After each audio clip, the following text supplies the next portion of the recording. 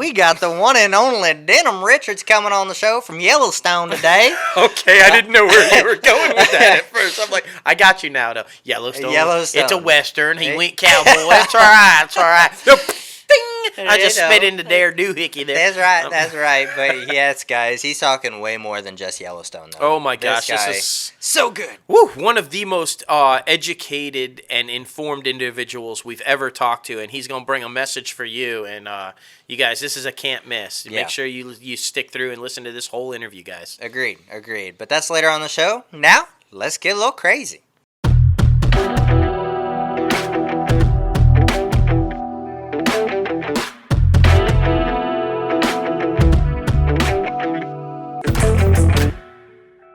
What's up, guys? Welcome back to another episode of Inside the Crazy Ant Farm. Holy moly, we're on episode 121. And for this episode, we have a secret surprise for you guys in the top 5. Just wait on it. You guys know we love everyone who's come on the show. And so, I mean, it's a little surprise. Just wait. I bet our regulars know. Yeah. They count. Exactly. So they kind of know. But if you're not a regular, you'll figure it out. You'll know. Exactly. Well, the top 5 this week is top 5 duets, song duets, and that you would want to perform in karaoke. So yes.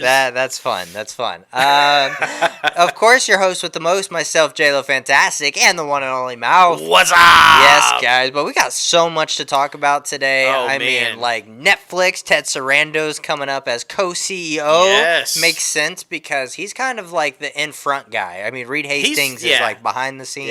Yeah. Doesn't really like talk much. Ted has always been kind of the face. Yeah. So, it makes sense. A whole bunch of Netflix, but we're talking about Georgia's production, and we're talking about that heartbeat bill coming back into the news. And, I mean, some good news on that, though. Yep. Good news. Yep. But then, of course, before we get this thing started, be sure to visit our website, crazyantmedia.com, where you can start rocking the latest and greatest Crazy Ant Media gear. You see the hats, you see the shirts, and you see the amazing Crazy Ant Media logo shirt. We just got 3 new designs on the website right now, so be sure to head over there and start rocking the latest and greatest Crazy Ant Media gear. Yeah. But first, we got to start off with some sad news. There was a lot of deaths this week. Man, it was a really rough week for Hollywood, and they a lot of passings, a lot of significant names, and one of these rare things where they all died differently. Yeah. You had a random, just out of the blue, nowhere brain aneurysm, and then you had a battle with cancer.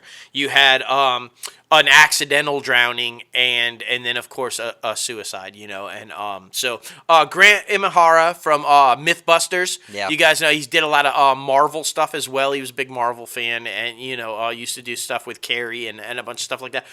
Passed away just unexpectedly from the brain aneurysm. Yeah. 40-something years old. I mean, crazy. Just scary. And then of course Naya Rivera from Glee. Accidental drowning, I guess, and this is really tragic. She apparently mustered up enough strength to save her son, to get him back onto the raft, but not able to save herself. Yeah, onto the boat, So very, very sad news there. Kelly Preston, John Travolta's wife and actress in her own right, in a lot of hit movies and everything, lost her battle to breast cancer. Just so sad, man. I mean, she was a part of my childhood for sure, growing up. And then Ben Keogh, the king of rock and roll's grandson, Lisa Marie Presley's son, tragically took his own life. And, and we talk about that a lot with our guest today about mental health and what can lead to that, and, a state of mind and not being dependent on people to validate you and following your dreams, and just a whole lot that goes into keeping a right state of mind. And so important nowadays, guys, especially with everything that's going on. And sorry to hear about all those passings. Yeah. All this, I mean, thoughts and prayers with all the families, and rough week for Hollywood. Rough week. Seriously, it really was. But let's brush that off. Get some good news. Georgia production, guys. I mean, they said Film and Television is back underway in Georgia, where the State Films Commission says 14 projects are currently prepping or in production at either Pinewood Studios, which has 18 sound stages, and it says like all these people are back. We got a few. It says Black Adam, but starring Dwayne The Rock Johnson. Yep. Season 13 of Bravo's Real Housewives of Atlanta, 6th season of Little Women, Lifetimes in Atlanta. And the 2nd season of Tyler Perry's BET show, Sistas, which started filming Wednesday, and The Oval for Warner Brothers. But Black Adam is said to have cleared for production and won't start until next year, though. Yeah, so that's kind of weird. Yeah, they put it on the list as in production, but it's really just been cleared for production. Yeah. But I get it. It's a big name. It's Rock Johnson. It's a huge film. Well, let's just put that in there and say it's filming there, Headline. We talk about it all the time. It's all about the headlines now. So it makes sense. But I'm just happy to see people back underway to get these things started. Yeah. These people need to work. Yeah. And as you guys know, we've been following this one heavily. The heartbeat bill, because a lot of protests out of Hollywood saying they would not come to Georgia to film if this abortion bill went through. Well, it didn't. A federal judge ruled it as unconstitutional and blocked it.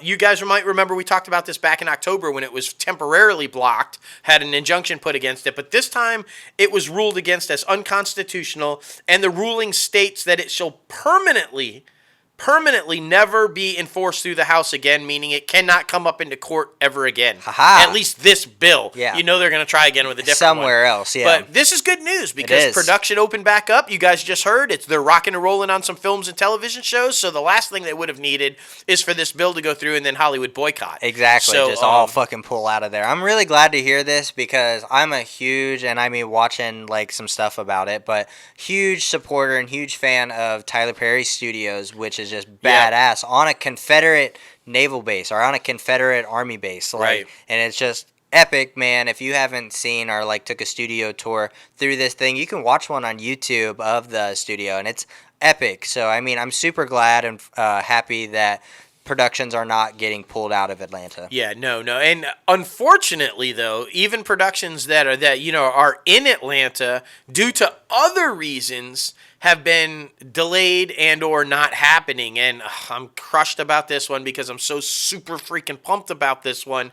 Apparently, The Falcon and the Winter Soldier is not going to make its August release date, guys. I knew it was going to be one of them. It seemed like they were more focused on WandaVision, so it seemed like that one would go for it, but I knew it was going to be one of them. Yeah, apparently, you guys remember we told you about this a little while back. They first got shut down when they were filming in Puerto Rico because of an earthquake. Just some random natural event, caused them to have to shut down. Then the whole COVID thing kind of happened and everything. They make to move to Atlanta. Then they get shut down in Atlanta. And so they've just been under the gun the whole time. But because of all these things, all these series of things, it is not going to make its August premiere date. And unfortunately, no new release date. They don't have any word on when the new release date is going to be. Yeah. So that really sucks, man. I was really looking forward to that one. Me too, because I'm hearing all different kinds of things. You got U.S. Agent in there, but we will indeed see Sam become Captain America, and there's just all kinds of rumors and all these really cool. There's even a rumor that maybe Bucky at one point puts on the shield for a little bit. Yeah. So, I mean, I was so excited.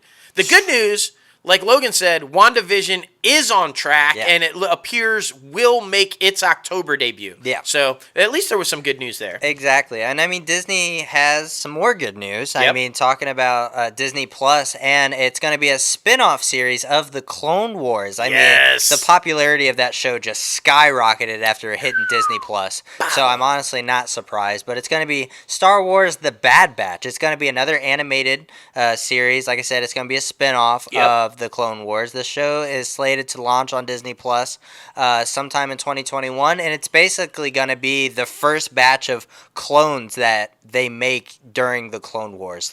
So it's going to be all these weird motherfuckers, basically. They're all going to have like little tweaks and shit wrong with them. So it's gonna be interesting, man. You can't get it perfect on the first try. Exactly. So I mean, especially when you're talking about cloning shit. Hence the Bad Batch. They're the Bad Batch. You know, Exactly. you know, it's like that bad batch of cookies. You always burn the first batch. Exactly. Right? Exactly. I mean, like, you know. But yeah, I'm super excited about that. I mean, by no surprise, and especially since Clone Wars ends after season 7. Exactly. So they wanted something else to put on To there. be able to continue that story somehow. So exactly. that's awesome. Go Dave Filoni. Exactly. That's a busy man right now. He That's is. all I'm saying. If you guys don't know, watch the Mandalorian behind the scenes documentary stuff. You'll find out who Dave is and see what we're talking about. Exactly. This next one. What the fuck? I know my friend Stephanie Spencer is like, what? What the fuck? Yeah, This was it's totally. weird. Tom Bergeron was like, what the fuck? Apparently, Tom Bergeron and Aaron Andrews gone from Dancing with the Stars. They found out abruptly. Yeah. According to Tom Bergeron, he no tweeted idea. that he had no idea. He was like, well, I guess I'm not coming back. Wants to know now what to do with all of his glittered masks. Which I thought was pretty funny. Yeah. But he's been, hosting it the whole time. Yeah. Like, so all 28 seasons, which is just crazy to me. But they're out. Tyra Banks Coming in to take over as solo host. There's not going to be co-host anymore. It's a solo host and executive produce. According to the showrunners, they're going in a completely different creative direction. Yeah. I don't know what that means for the show or how that's, with the judges or how it's all going to go down, but there it is, guys. Yeah. I can tell you it's not a popular decision. Everything It's that we're weird. seeing, all the kind of stuff from everybody from industry professionals down to fans, they're like, what? Yeah. Why are you doing this? My whole thing is if it ain't broke, don't fix it. Yeah. And if you've been on for as long as they've been on and people are still tuning in, it's clearly not broke. Yeah. Oh boy, there was a little blunder though. GMA, they kind of, were talking to Tyra and everything, and in the intro they said that Tyra would be the first African American host of the show. Season 1, Lisa Canning Boom. was co-host with Tom Bergeron, and I'm fairly certain that Lisa Canning is still black. Yes. Still Yeah, black. yeah. Was then, is now, so I'm not the first. Yeah. Tyra will be the second. Yeah. We just like to clarify, because we like to keep facts on this show. Exactly. Facts. All right. Exactly. But I actually really hope that Bergeron goes back to AFV because Alfonso Cuarón is funny, but we're watching, Emily and I are watching the old AFV videos right now that are on Disney Plus, and nobody can top Tom Bergeron. I like him better than Bob Saget and Alfonso, and like the co-ed pair that did that for a while. He's just got that. He's perfected the dry wit. Yeah. It's just, he's very stoic and dry, but it's funny as shit. Exactly. And I loved him when he did Hollywood Squares. Yeah. It's just a great host. And Alfonso will be fine. He's still got Catch 21. It's all good. It's fine. That's true. And his commercials, he's doing insurance commercials now. Yeah, Something with like that. fucking Chris Paul and That's shit. right. And at some point, we all know there's going to be a Will Smith Fresh Prince, reunion or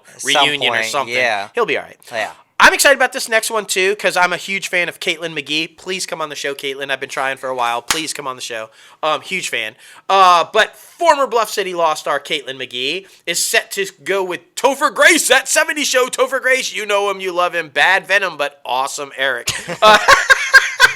They are going to headline How to Get Away with nope, not How to Get Away with Nope, Murder. just They're kidding. going to be joining How to Get Away with Murder alum Carla Souza in ABC's Home Economics. Oh. So yeah, and a single camera comedy, which is going to be really fun. I just got all caught up in the Bad Venom. Definitely not How to Get Away with Murder. No. Although Topher did kind of get away with murder because he murdered Venom. Ooh. That was bad. Oh, that was bad. But Ouch. I'm excited about that because he is a very talented guy. Like, especially if anybody hasn't seen Black Klansman, what are you doing? Because this man was so freaking good as fucking David Duke. Yeah, obviously he's playing a douchebag, but he did it in such a way that it was entertaining. It's to true. where you didn't really hate the guy, but you were like, his fucking morals are shit. Oh, yeah. But like, I didn't hate the character because of the way he was portraying him. So I mean, Topher, definitely one of the more underrated actors I of our agree, time, yeah. I think. He's a phenomenal talent and a really good actor. And yeah, check that out. Speaking of a phenomenal actor, Ty Burrell from Modern Family. You Yes. guys know him, love him, the bumbling. All the good shit. Yes. He apparently has started his own production company, Yeah. Desert Whale Productions, which in itself is epic. That's a great name, Ty. Great name. And then, of course, signed a 2-year first look deal with 20th Century Fox Television. And let's just take the century out of there. It's just 20th Television now. Yeah, exactly. Yeah, we all know that. But it makes sense because that's been his home for how many years with Yeah, Modern exactly. Family, so it only makes sense he stays in the Disney family. And he's already sold something. He's already got something. The first Yours, Mine, and Paul, which is going to be a comedy, and it's already been put into development at ABC, so kudos to you, sir. Look forward to that. I'm sure it's going to be good. It's a talented guy as well, so. Yeah, definitely. But fuck this next shit, okay? Fuck this next shit. I'm talking about the cast of Disney Plus's Home Alone reboot. Yes. I'm just saying. Everybody knows Macaulay Culkin's my Home Alone. He is my Kevin McAllister. But of course, it's going to be a different person. But whatever. It is. Whatever It the is. fuck. But it's going to be Kenan Thompson. Everybody knows him. Everybody loves him from Saturday Night Live. Hey. Yeah. You remember that movie? Yeah, he was Fat Albert too. Okay. We got Ally Mackey from Toy Story 4, and then we got Chris Parnell from Archer. Yep. Have all been signed on. They joined previously cast members Archie Yates, Rob Delaney, and Ellie Kemper. But fucking stop. Yeah, we're just gonna leave that one alone because we're neither fans of the reboot of Home Alone. I think that's a bad move. Yeah, it is. It's so bad. But So we're just gonna jump to the bunny. jump to some good news because I mean we talked about it with the whole Georgia's production thing. They're ramping stuff up, but specifically ramping up is Black Adam. They are casting people. Finally. To all the boys I loved before actor Noah I'm gonna go with Centineo. Centineo. Centineo. He's got a very recognizable face, so if He you've does. seen him, you'll know. He's joined DC's Dwayne the Rock Johnson movie Black Adam. He will play Adam Smasher. Right, not Adam. Tom Smasher. A character who can control his molecular structure with the ability to manipulate his size, strength, and durability. Yes. If you watch the Arrowverse, same character, right? No. No? No. What? Not Adam. Not Ray Palmer Adam. No. DC has too much shit going on, okay? We're every day he makes ground though, guys. I promise we're gonna have him a full out nerd geek by the time it's all over with. It's gonna be fine. That was a good guess though. DC has too much shit going on.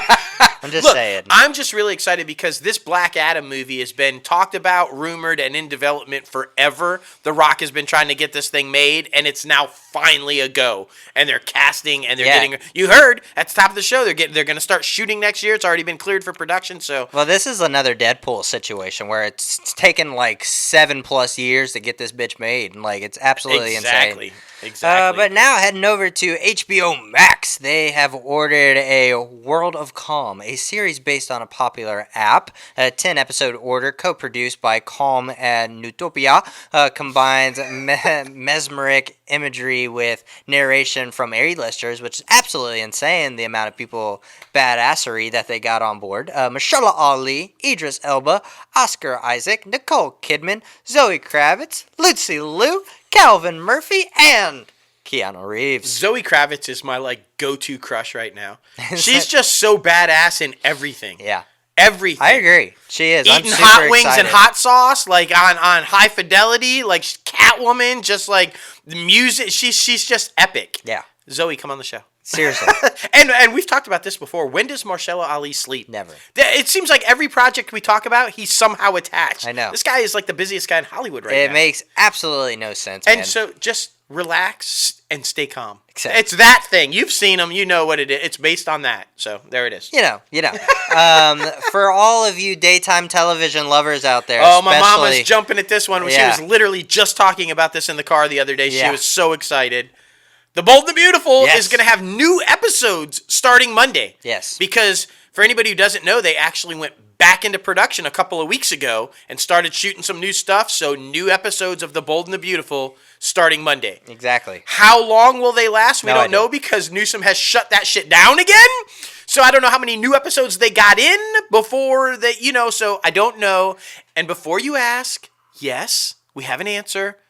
The Young and the Restless will have some too because they actually started production this past week. So they will at least have some new episodes as well. No date yet. No date yet. Yeah. But our buddy Eric got the final haircut. He's back into full Victor Newman mode. Right, like so he's ready. He's going back. So there it is, guys. For all you soap opera fans out there, you can catch some new episodes starting Monday of The Bold and the Beautiful, and pretty soon The Young and the Restless. So super badass, super badass. CBS, I will always say, is the most behind in their times, but they are steady trying to make moves towards the right direction. CBS is aggressively stepping up its efforts to be more inclusive to diverse television creators and writers, setting a slate of target for the 2021 and 2022 season. The broadcaster is committing 25 of its scripts and development budget to projects from creators, writers, producers who are Black or Indigenous people of color. That's a huge percentage. 25% of your overall budget to be dedicated to that is huge. Yeah, I agree. Not just that, guys, but their writer's room. They want the writer's room fucking filled with people of color, Indigenous and Black. So they're mandating it. At least 40% must be Black, Indigenous, or people of color, and then moving forward, 50% by 2022, 23. So they're making a strong move to say, look, at least half your room better be filled. I mean, good for them. Yeah, I agree. What's sad is you shouldn't have to mandate it. It should have just been. Exactly. You know, I mean, so, but we are happy to finally see the move. Now, get rid of Michael Witherspoon. Exactly. Just do it. Just do it.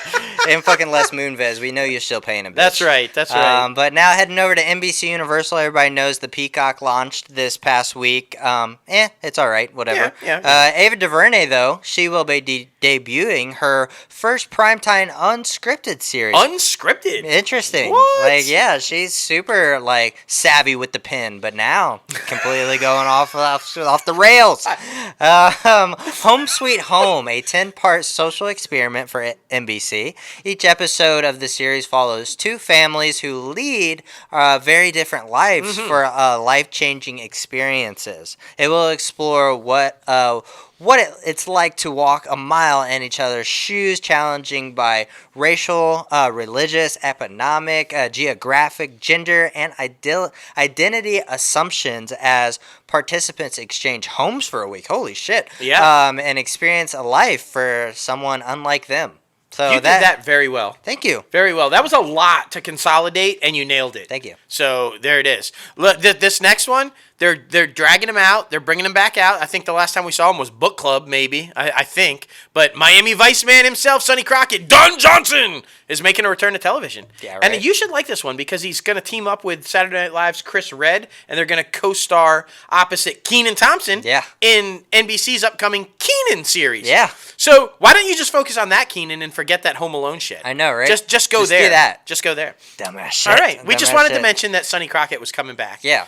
Where's Tubbs? We don't know. Haven't seen Tubbs since Miami Vice. No. But Sonny Crockett is coming back. No idea. And of course, no news for Sony if it's That's not right. Spider-Man. Now heading over to Netflix. This is what we were teasing at the top of the show, guys. Ted Sarandos. He's being named co-CEO. Reed Hastings, who founded the company and served as CEO for like the 23 years that it's existence. Yep.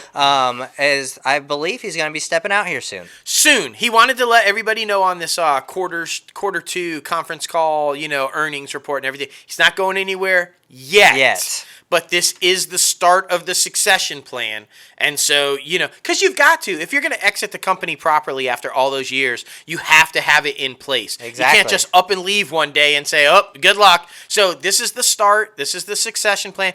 I don't think it was any surprise that Ted was going to be the successor because he's been the face of the company, like we talked about at the top of the show, forever. They're really tight. They're on the same page with the same vision and the same, So it only makes sense that Ted is going to take over the reins. We should also say that Chief Product Officer Greg Peters has been upped also to Chief Operating Officer. That's cool. Now, but Reed did go on to say, though, the day-to-day operations of the company, everything that you're expecting and everything that you're used to is not going to change.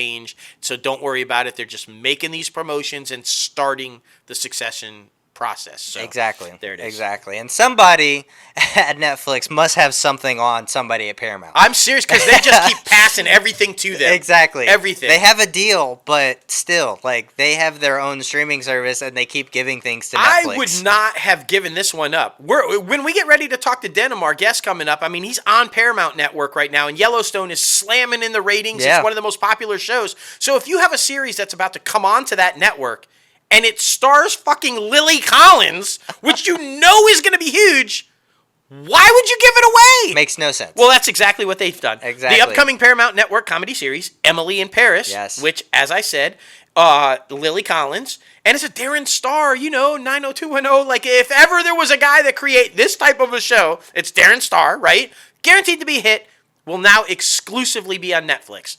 Whoop!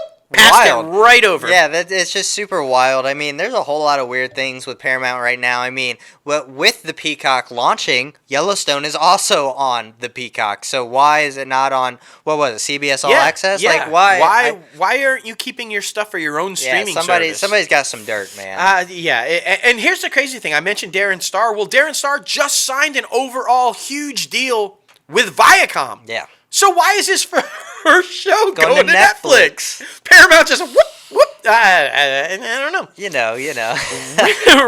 Richard Linklater. Remember Boy? Remember Boy? I remember the movie? Girl. No, but I mean Boy, about the one that literally was shot over a period of like 8 or 12 years. With Ethan Hawke? Yes, yeah. That Richard Linklater. He is bringing an animated film, a new animated film to Netflix, which, they're making a big push into the animated world. So I'm really excited about this one. It's called Apollo 10 and a half. Oh. And it's a space adventure. And it's basically going to take place back in the late 60s during the whole space race and the Apollo missions and everything.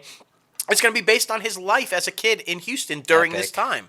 So I love him. I think he's like just a severely underrated and overly epic director that doesn't get a lot of the credit that he deserves, I don't think. And he's a brilliant guy, so I'm excited about that one. Yeah, I completely agree. And I mean, awesome things that Netflix is doing. Ryan Gosling, everybody loves him. And Chris Evans, everybody loves him. They're coming together. Watch out, Tom Hanks. Holy Chris Evans shit. is coming for your title as nicest guy in Hollywood, just saying. And even more so, this shit is going to be a Netflix thriller by the Russo brothers. Yes. Oh my goodness. It's going to be entitled The Gray Man. The film is based on a series of bestsellers from Mark Greaney. So, I mean, I'm just super excited to have these two together. So $200 million budget Netflix is putting behind this thing. So you think they trust the Russo brothers? And there's a reason why, I think. Yeah. You know why? Why? Because for the first time ever, Netflix is finally giving us their top 10 biggest movies of all time. Yeah. Right? They're finally giving out some information.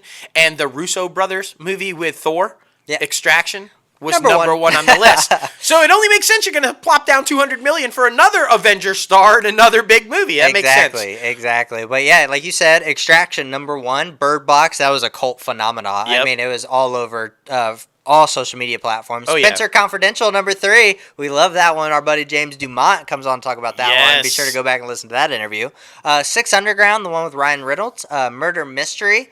The Irishman, Martin Scorsese's. Triple Frontier, Affleck. The Wrong Missy. And The Platform and The Perfect Date. Those are the top 10 most streamed Netflix movies. In their first 4 weeks of being streaming. Yeah. So there you go. That's how they're doing it. Although they were kind of a little shady because they said a view counted as any subscriber that watched for at least 2 minutes.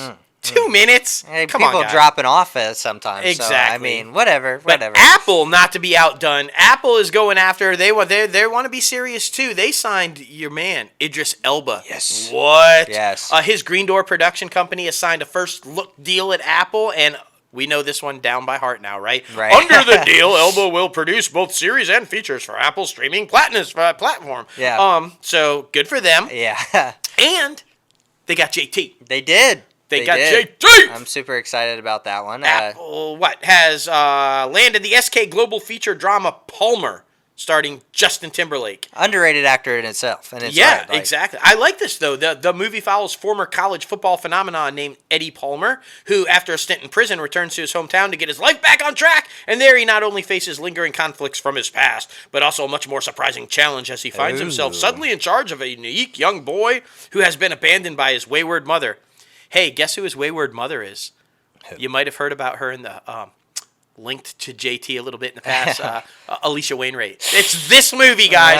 It's this movie. That's the one. This is the movie. So there you go. You can watch it on. Right?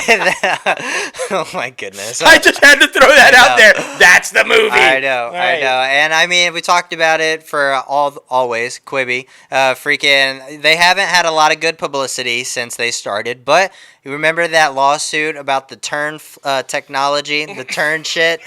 Well, they won. They won. That's like the only good news they've ever gotten.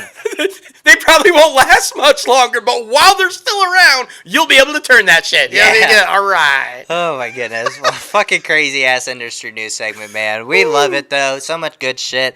But now it is time for the one and only Denim Richards to come on the show and just drop some freaking knowledge. Like we said at the top of the show, be sure to listen to this whole thing because this guy is so educated, so passionate, just... I'll listen to this thing on repeat. Guys, I mean, this is going to be one of the rare interviews where you will barely hear myself and Logan. Seriously. This man, we were in school. We were literally had the notebooks out and we were learning. We were being taught lessons, and this guy is so inspirational and so phenomenal. You guys are absolutely going to love this. And he has so much cool shit to say about Kevin Costner. Yeah. Like for Yellowstone and just so much. So good, man. So good. Well, here he is. Denim Richards, welcome inside the Crazy Ant Farm, man. How are you today? Shalom, brothers. I'm doing so well. I'm so excited to be here. So many things to talk about and to discuss. And, it's always nice to be able to see another day and, obviously talk to great people. So I'm excited to be here. Oh, man. Same. First of all, let's just start off with a huge congrats on the kickoff of season 3 of Yellowstone, dude. Yes. Breaking all kinds of records and stuff, man. Congratulations on that. Thank you. I mean, it's tremendous blessing. It's really a testament to a great cast and a great crew, great production. So it's awesome to be able to share this with the fans because really it's the fans that do it. So it's awesome to put the type of work in and have it be received in the way that it's been. It really has been a tremendous blessing. Absolutely. And we're going to talk all about that for sure. But what we like to do to start off on the show for some people who might not be familiar with your work and how you got all started, we like to get you to tell us a little bit about how you got started in the career, man. Was it something you always wanted to do from a young age, or did you kind of fall into it, or what was the path? I think it was something that always chose me. I was... when I was 5 years old, 6 years old, I can't remember what age it was now, but, I was in kindergarten and, you always have those really kind of bad plays. Oh, yeah. So the school that I was attending at the time, we would have these kind of school families where every Friday a different grade would put on a performance and the families of the students would come, the teachers, the principals, the whole deal. And so on a particular Friday, it was our turn. And so, we rehearsed all week, which is probably, now looking back, it was probably we rehearsed one time during the week. Yeah. like we rehearsed one time for 20 minutes. But in my head, I'm like, yeah, we rehearsed for months. But I had a very simple job, which was I was going to be holding a sign and I was to walk to the front of the stage and just stand there with the sign. And of course, I couldn't do that. So then when the school family started, I'm looking out and I'm seeing the families, I'm seeing them smiling and X, Y, and Z. And so you get to the front of the stage and you're moving around and completely pulling away from whatever else was going on, probably nothing. But I just love that. And so because of that, they kind of were they went to my family look, son is, has a lot of energy. He's really excited. We have this big performance that's coming up and we'd love for him to sing, at this assembly. And there's going to be several hundred people there. And they're like, yeah. So I had done some, music lessons and this, that, and the third. And then, it came time to do this performance in the evening. And there, like I said, several hundred people there. And I got up to the front and performed. And just being able to see their faces and everything, they were just so excited. And at that time, even at that young age, I was like, this is something that I always wanted to be able to do. And I always knew that I wanted to do that. And I never was interested in anything else. Oh, that's fantastic. And that kind of, it was great. It's great now in hindsight, but obviously, when you're in first grade and second grade and all the way up, when you're like, why doesn't he pay attention to anything? Great, we get it. You want to be an artist. You're like, but you don't understand. I'm going to be an artist. And it's okay, great. The true wisdom from a first grader. That's right. So that was kind of how it started. And then, I got into plays, and the plays led me into musical theater. Musical theater led me into other avenues, into the kind of going into the opera route, and then, wanting to cross over and try to do the music or the television and film thing, which was a tremendous transition from the stage. But again, it was just something that I always loved doing.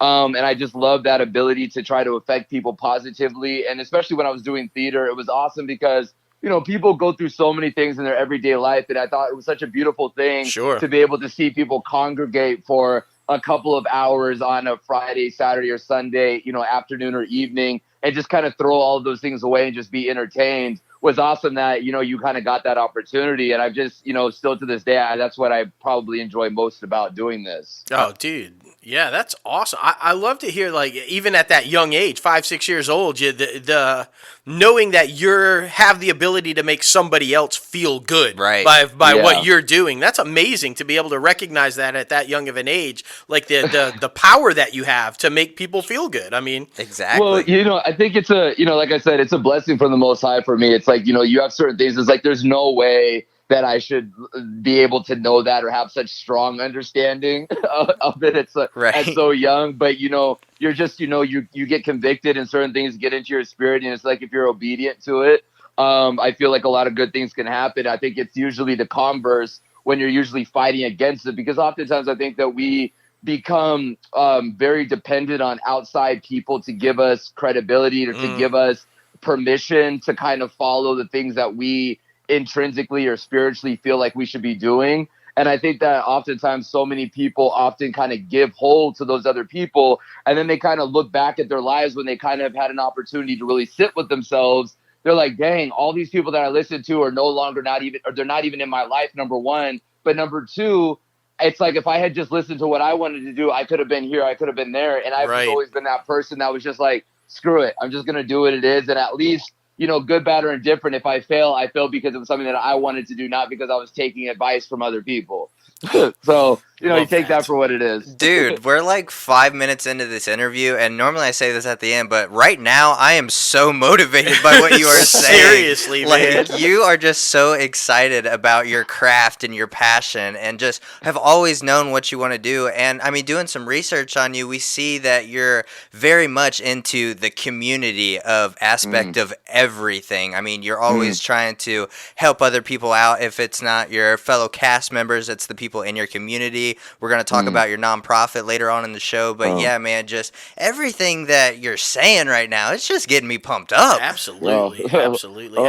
At the age that you're at, sometimes it takes people their entire life to figure out that you need to live for yourself first before you can live for others. You know what I'm saying? And a lot of people never figure it out along the journey. And to hear somebody at your age say, "No, this is what I've got to do. This is how I've got to live, and that's how I'm going to accomplish what I want to accomplish." It's amazing to hear so young, man. Seriously. Well, I appreciate that. I think, so much of it is like, age is about like learned experience. Yes. And I think that, I've had the opportunity to go through, have tremendous highs, but also tremendous lows. But I think within the lows, it's not about like, woe is me, but it's like, look at what I was brought through, not what I Yes. fell victim to. Right. And I think that it really is all about, it's a mindset situation. It depends on what you're connected and jacked into, really. Because a lot of things can really hinder you from doing the things that you really want to do. And, I think that, especially in this day and age, I think that we are very, we like to sugarcoat so many things. Yeah. And sometimes because of that, when you're kind of adding sugar to everything, it becomes a disease, right? And so in the beginning, it becomes a nice feel-good mechanism, but then it becomes something that you're dependent on, and that thing that you become dependent on kills you.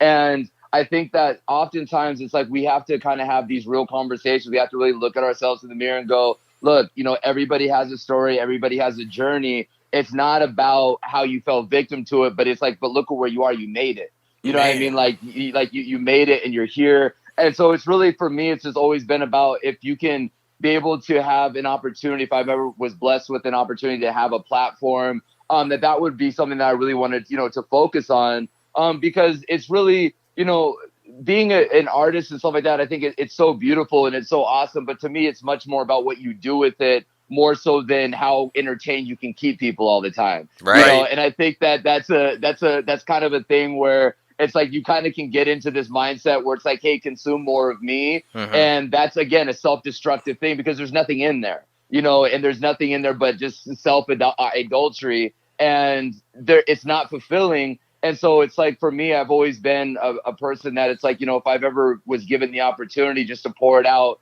in any direction that I possibly can. So I've just been very blessed to be able to, to be here, and have these great conversations and kind of just spread any more information. And also, hope that anybody that listens to things like this, that whatever you came with, that you will leave this conversation with more than you came here with. And Exactly. that's the thing. Well, that's the whole reason we started the podcast, man, is because we wanted to help up-and-comers trying to break into this industry. I mean, a lot of people start out with, like, all these questions. How do they do it? Where do they go? But that's why it's so amazing to have guests on like yourself to just spread along that information, and especially when things aren't necessarily generating enough content. Like, for example, yourself, like, you starting your own production company and starting your own short film and everything. So, I mean, let's talk about that a little. So I have Laser Focus Productions, and then I have my new production company, which is Truth Be Told, which is kind of a rebranding. And Truth Be Told was always something that Laser Focus Productions always wanted to be, but didn't have the right people to make it go where I wanted it to be. We understand that. And again, it's all part of the learning. You really touched on something where it was like, there's so many people all around the world, all around the country that all want to be, they love the entertainment aspect. But the first thing that I always say is, like, you have to identify what it is that you love about it, and that you have to also understand why you love it and why you're getting into it.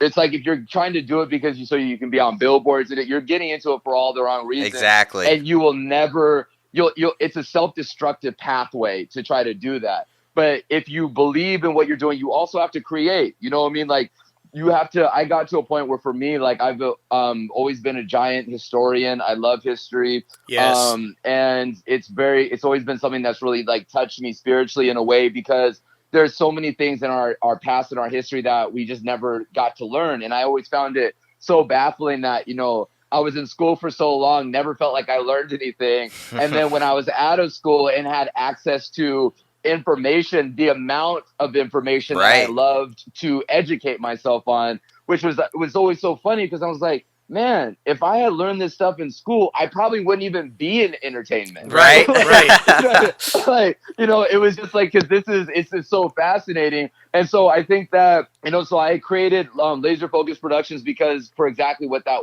is about, you have to have a laser focus to get through anything. Exactly. Lasers go through everything. And so I really started that because that was always the vision. But then as I had gotten older, and of course you try to bring people in, and, it's hard for people to see a vision, especially when they haven't had a representation of that already in their own lives. And it's also when it's kind of mainly your vision, it's hard to get other people to see that vision, especially when they are also building their lives and their careers. Absolutely. And so you kind of have to, again, like, I'm very big, it's like seed time and harvest. And so, like, as I have, kind of focused a lot more on my, my acting and doing that, I was able to come in and, through my acting, be able to meet phenomenal people. And we were all able to come together and form Truth Be Told Productions, which is exactly what it is, where we tell, real stories, things about our history, but are things that you haven't necessarily heard or talked about before, which is how the zoo came about. The zoo is something that we, that I had was put on my spirit in 2012.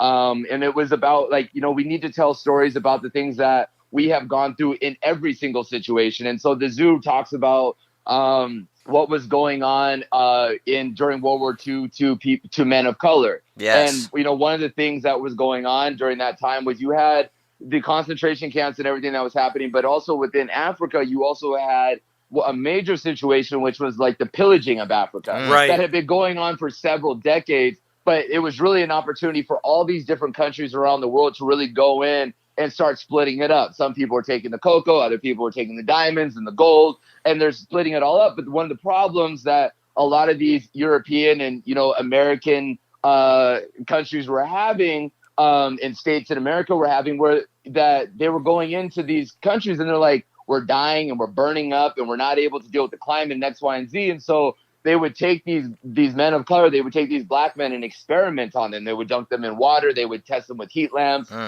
inject different diseases in them, and just use them as these test tubes in order to try to break some type of genetic code to figure out how they could come in and fully colonize everything. Right. Wow. And that was a major thing. And the zoo is also so we talk about that, but it's also about the battle of the human spirit, because again, like I was saying, that it's not about the victim mindset. It's about look at what we came through. And also the zoo's a double entendre, because also here in America, all the way up until the 50s and all across the world, they had physical zoos that were set up for men of color and for women of color and their children, where they would essentially recreate a kind of atmosphere that you would find in Africa, and people could go and buy tickets and go and watch them interact with each other. That's so crazy. And it's insane to know, that, and that's the thing that's always interesting, because people are always like, well, I know, we get it, 1619 guys were enslaved and this, that, and the third, and it was like, we don't bet. All the way up into the 50s, they had us in zoos. Yeah, they had us in they had us in where people would go and purchase tickets to watch us interact as human beings.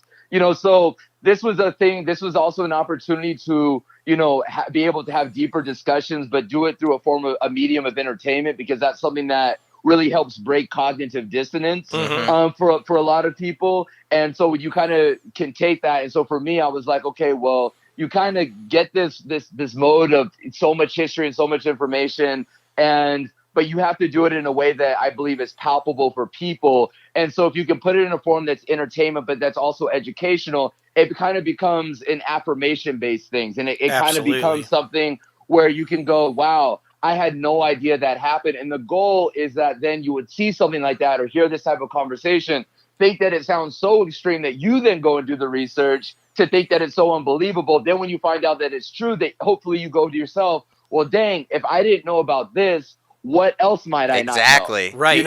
And then that kind of gets your curiosity going. Absolutely. And I want to talk about it because it's a really interesting story about how it all came about. When you first came up with the idea, you were kind of confronted with, well, did that even happen? Like what was that with African Americans during the Holocaust? Is that even a thing? And you touched on it a little bit, because I feel like the education system these days is stagnant a little bit, where they're so focused on teaching towards a test that you skip a bunch of chapters in the book and you end up leaving without really knowing a lot of stuff that happened in history. So it's a hard thing. I think education first, right? And I think that a part, especially with the African American community, in our textbooks, and I know this growing up, in our textbooks, we're kind of taught that our history started in 1619 in Jamestown, Virginia, in the transatlantic slave trade, and then. So what happens is, what a lot of people that start the education system, they know this, but what we don't, the general public doesn't really understand this fully, I believe,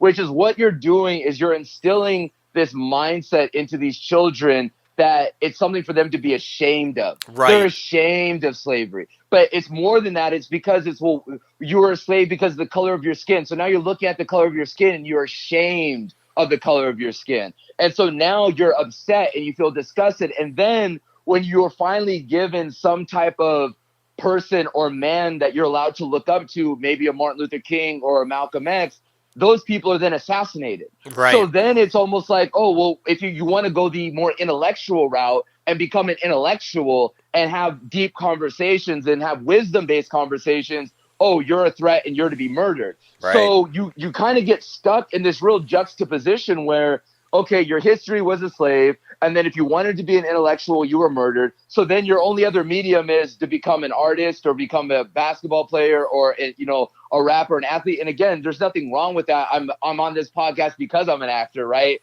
But it's also a thing to where you have to understand that that's not all you can do. Exactly. And so many of these kids, they grow up feeling like, oh, well, that's what I want to do. And then you spend any amount of time with them and they're like, oh, I want to be a scientist, or I want to be a mathematician, I want to be a biologist. But they've never had an opportunity to see themselves represented in these textbooks in that way. And it's something that's so foreign to them, when really if they understood that before 1619, when you were brought over, you were scientists, you were mathematicians, you were astrologers, you were kings and queens and princes and princesses from all these different countries, but that was stripped away from you. And so now we're kind of seeing this situation here in America where, there's so many people that, we want to have these, these really, these conversations. We now we want to have them. And it's always interesting because you get one side of it that's like, we want to have these conversations. And then you want to have the other side of it that's like, all men are created equal in this. And it's like, and that's a fun banner to really hang your hat on. Right. But you have to be realistic. You have to sit there and you have to then go,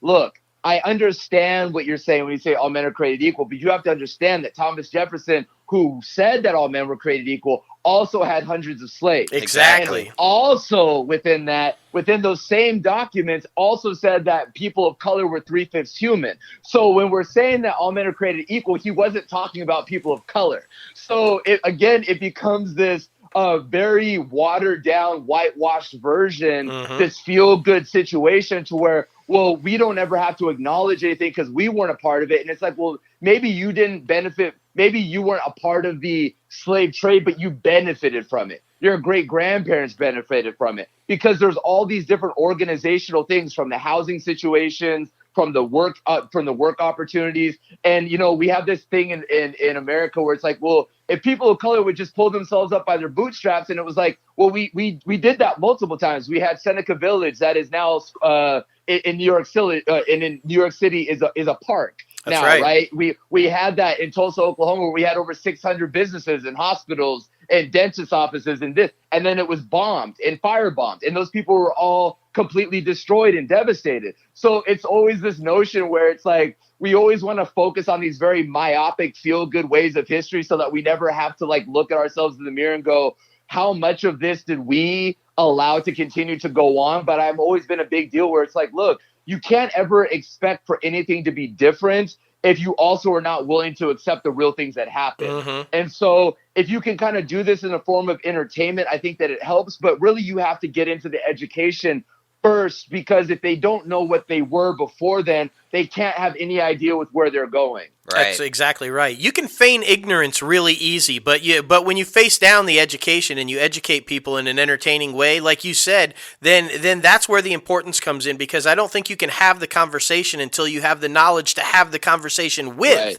And if you're not educated with the knowledge and you come into the conversation ignorant, you're not going to know what to say. You're not going to know how to react to the conversation. So it's important. It's a hard thing, and it's emotional, right? It's like you have to, and I think one of the things, especially as men in this country, you have to be able to look at things from not at such an emotional standpoint all the time. And I think that we get into this position because, especially when you're we're very tribalistic in this country, and you see that with sports and X, Y, and Z, where it's just like, it's my team and it's this. And it's like, okay, I know that it's fun to get into the whole thing all day, but it's like, it's not your team. When they win something, they don't send you a ring in the mail. Exactly. And you're not being invited to go on the float. And again, it's like, I understand that that's not a fun thing to do, but it's like so many reasons why we're in the positions that we are in this country is because we've gotten and allowed ourselves to gotten caught up in fantasy land, and allowed ourselves to kind of have this suspended disbelief with everything,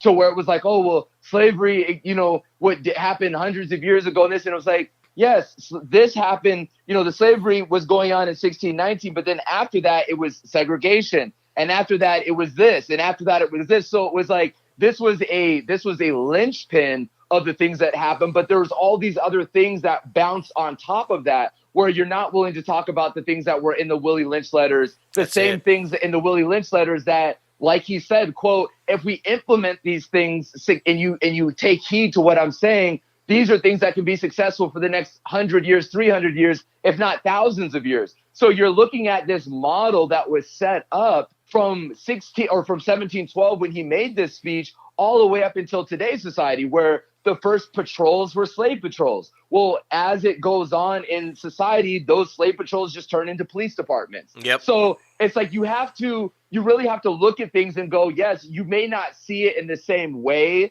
in the way where it's just black men that are hanging everywhere. And unfortunately, some of those things are still happening, which is just absurd. But now it's just happening in a different way. And so now it's just about, we have to be willing to have a conversation, but we have to be willing to put aside our emotional differences and really learn and educate. Because if we're educated, everyone can kind of win in that aspect. Absolutely. Instead of it just kind of being this controlled opposition all day. Absolutely. And it's important. I'm so glad the direction of the interview kind of went this way because it is important to have the conversation. And we have to have people that are brave enough to come forward and have the conversation. Exactly. Because I feel you're correct. I feel it is so emotional that a lot of people are scared to say what they think and to have that conversation. And we need people like yourself to do that. You might have been coming on the podcast because you're an actor, but I think that what you've been able to say at the beginning of this interview was necessary. It's needed and to me important, and we like to have people on the show that aren't scared to say what they think and talk about conversations that need to be talked about. Agreed. Well, yeah, I think it's it's a beautiful thing, and it's always nice to be able to have the dialogue because I think that it's something to where I've always been the type of person who's like I want to know the most about anything that I can. It's not about being an expert, but it's nice to be. You want to be informed, and I think that when you're informed and when you're not in a emotional state, you're not easily manipulated. And I think what happens is that this also is something that easily transfers when you're getting into entertainment and to anything in business, that when you are dealing with a fear-based mindset with everything, you're so desperate to hold on to whatever it is that you can control. You're like, this is all I have. And what happens if I fail? And what happens if I do this? And what happens if I do that? And it's like, okay, but what happens if you don't?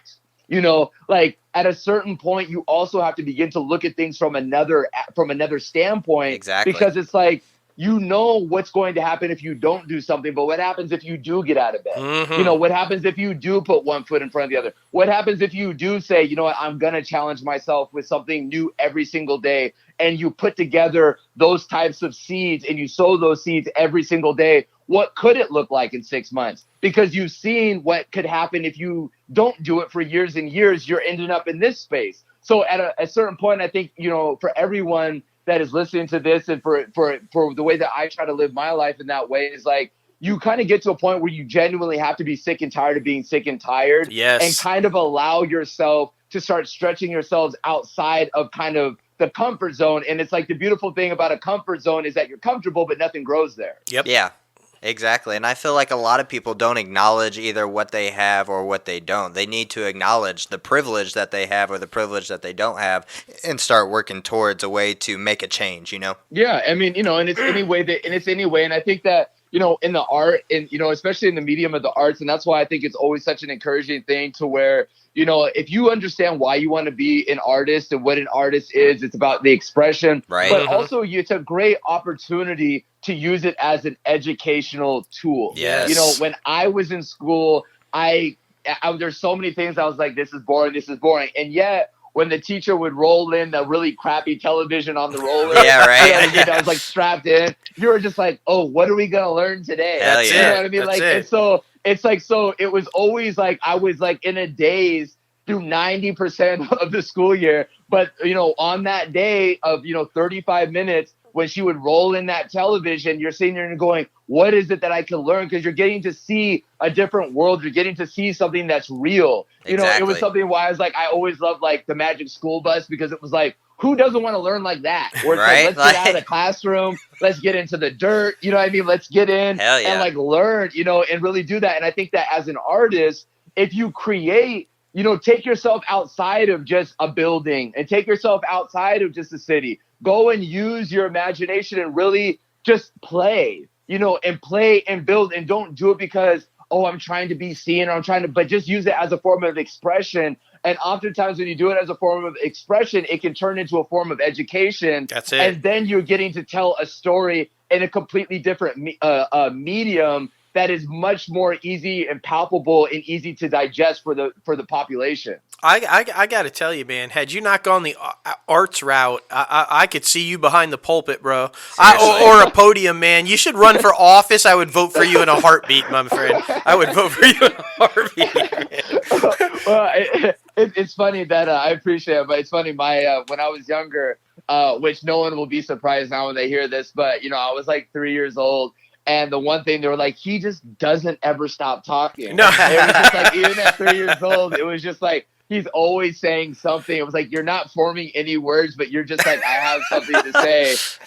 And I remember when I was younger, I was like, I think it was like, my parents would send me to bed. It'd be like 9 o'clock. And it'd be like, don't forget to pray before you go to bed. And so I would lay in bed, and so it'd like go to bed at 9, and then it would be like 9:15, and they're walking past the room, and it's like he's still praying. What is he praying for? He's praying for the ants that are crossing the street and the cement That's blocks right. that they, and so it's just a thing to where I think that when you really start to come into kind of who you are and what you are really passionate about, it really then becomes about how can you get it in a way that is something where people also want to hear it. That's it. And I think that oftentimes the sad reality of our generation, especially, the thing that's the saddest is like oftentimes the man that is sitting on a park bench and that's sleeping on the park bench has more wisdom, knowledge, and information than the CEO or the business owner in the tallest building. And the hard thing about that is because we have gotten ourselves to a point to where we don't have human to human interaction in that way. Mm-hmm. And we're so in a space where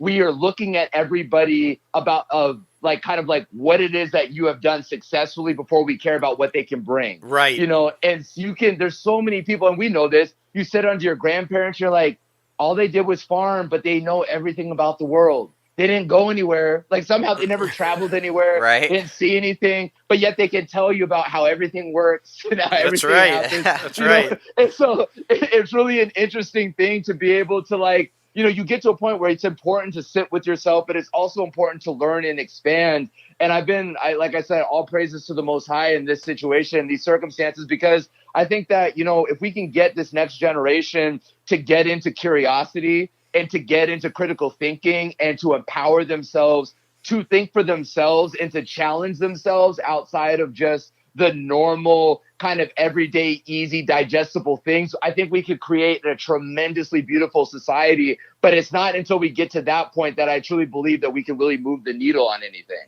Agreed. 1,000%. 1,000%. Okay, now so we should we should talk about the creative aspect of your glorious mind, because you're multifaceted, right? A writer, director, producer. You're just kind of like at it, doing everything, as well as the acting. So, but of course, we're all curious about the series with Kevin Costner and Yellowstone and how it all came about.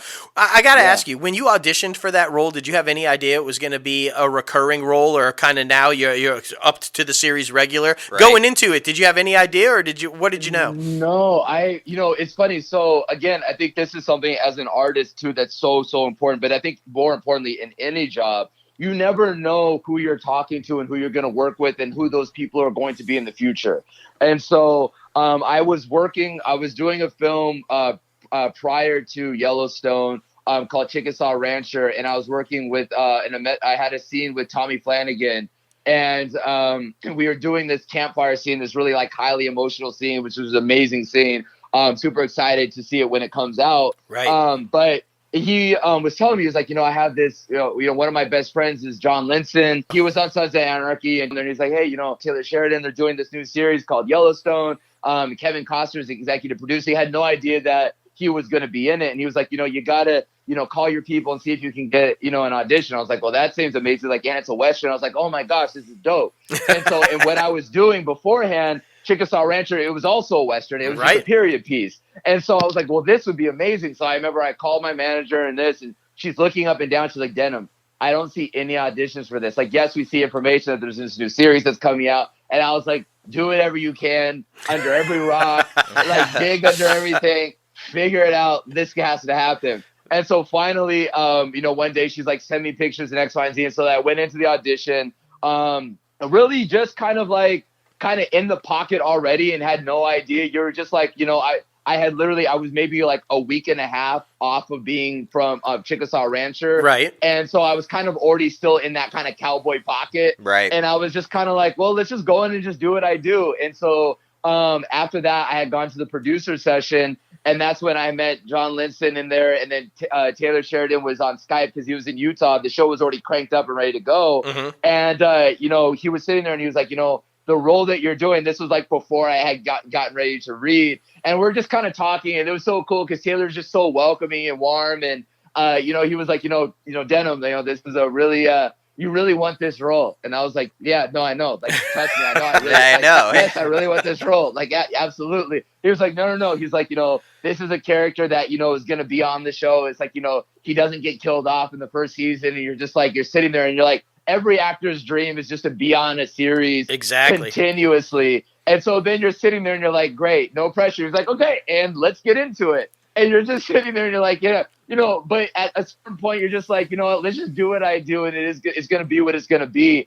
And so, I knew in the producer session that it was going to be a reoccurring opportunity. Mm-hmm. And then of course when they called me, I don't think I had ever been more excited and more elated, but just so thankful, because like every artist, you go through years and years and years, and hundreds and hundreds of no's, and hundreds of you don't hear anything, and X, Y, and Z. And so to finally have gotten the opportunity to be on a show in the infant stage of it, Right. from episode 1, was really awesome. And then getting to be on it with Kevin Costner, somebody that you've watched and grown up on with so many of his movies, it really was something that was like, wow. And then you see him and you're like, and he loves what he does, Mm-hmm. and he loves the art, and because of that passion, and because of Taylor's passion and his writing, you really got to see what it was like in more of an intimate level. I think, like, when you're doing co-stars and reoccurring, you're coming on and then you're out of it, but you're never really kind of working intimately with the directors and kind of having those going out to the cast dinners and stuff like that, Right. And this was an opportunity where it was like, I've never been a part of anything like this. But then it's like, it's the Kevin Costners, and then you're with the Cole Hausers and with the Luke Grimes. And it's like all these people that you have seen off and on throughout your own acting journey. You're like, and here they all are. Like, right here. and here we all are, like, eating dinner together and just talking about everything else. Like, it's not just, you're not just sitting down and talking about acting and talking about this. You're just talking about life. Right. And, one of the things that I say is, like, I gained, 20 plus years of acting information and entertainment knowledge by being able to sit under them and just listen to their stories and their ups and their downs, and just really being able to do that, which for me really kind of gave me the confidence to then also want to kind of go forward to more ambitious